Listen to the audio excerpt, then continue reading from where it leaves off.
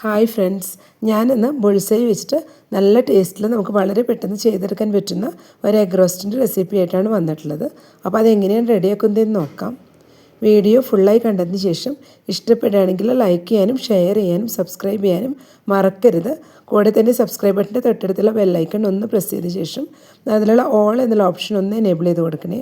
അപ്പോഴാണ് ഞാനിടുന്ന വീഡിയോസ് എല്ലാം നോട്ടിഫിക്കേഷൻസ് ആയിട്ട് എല്ലാവർക്കും കറക്റ്റായി ലഭിക്കുന്നത്. ഇതിനായിട്ട് ഒരു പാൻ വെച്ച് 2.5 ടേബിൾ സ്പൂൺ വെളിച്ചെണ്ണ ഒഴിച്ചു കൊടുത്തിട്ടുണ്ട്.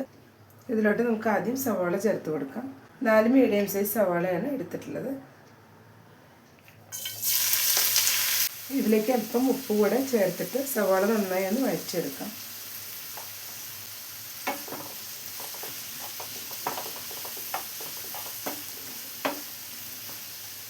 സവാള നല്ല ഗോൾഡൻ ബ്രൗൺ കളറാവുന്നവരെ നന്നായി തന്നെ ഒന്ന് വഴറ്റിയെടുക്കണം.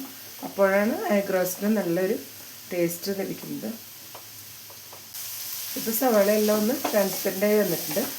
ഈ സമയം നമുക്ക് ഇതിലോട്ട് 2 പച്ചമുളക് കട്ട് ചെയ്ത് വെച്ചിട്ടും അല്പം വേപ്പിലയും കൂടെ ചേർത്ത് കൊടുക്കാം.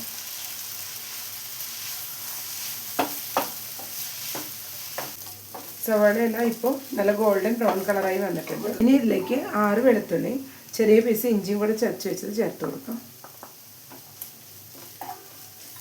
ഇത് റോസ്മെല്ലും മാറി വരുന്നവരെ ഒന്ന് വഴറ്റിയെടുക്കാം. ഇപ്പോൾ ഇഞ്ചിയുടെയും വെളുത്തുള്ളിയുടെ എല്ലാം റോസ്മെല്ലൊന്ന് മാറി വന്നിട്ടുണ്ട്. ഇതിലോട്ട് 1/4 ടീസ്പൂൺ മഞ്ഞൾപ്പൊടി ചേർത്ത് കൊടുക്കാം.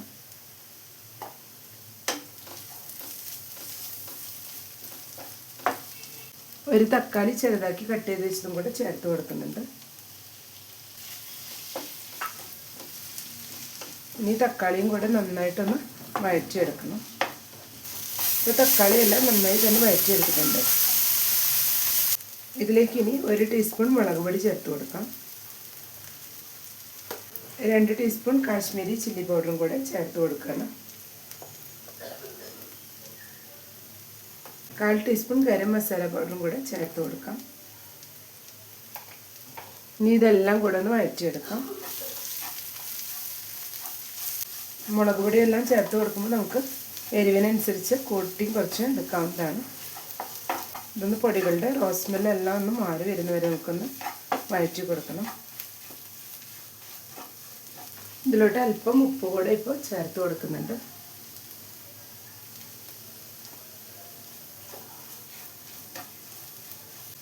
ഇതിലേക്ക് ഒരു 1/4 കപ്പ് വെള്ളവും കൂടെ ചേർത്ത് കൊടുക്കുകയാണ്. ഇനി ഇതെല്ലാം കൂടെ ഒന്ന് സെറ്റായി വരണം. ഒരു നുള്ള പഞ്ചസാര കൂടെ ഇപ്പോൾ ചേർത്ത് കൊടുക്കുന്നുണ്ട്. പഞ്ചസാര ഓപ്ഷണലാണ്. പഞ്ചസാരയും കൂടെ ചേർത്ത് കൊടുക്കുമ്പോൾ നല്ലൊരു ടേസ്റ്റ് ലഭിക്കും. അതാണ് പഞ്ചസാരയും കൂടെ ചേർത്ത് കൊടുക്കുന്നത്.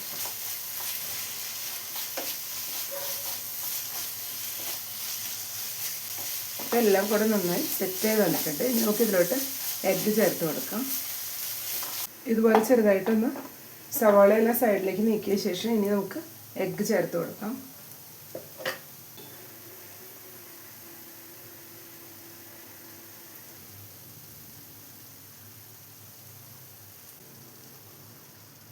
ഞാനിപ്പോൾ ഇവിടെ 3 എഗ്ഗാണ് ഒഴിച്ചു കൊടുത്തിട്ടുള്ളത്.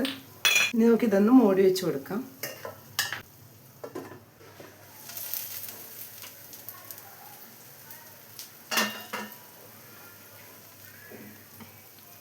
ഇപ്പോൾ ബുൾസൈ എല്ലാം വെന്ത് വന്നിട്ടുണ്ട്.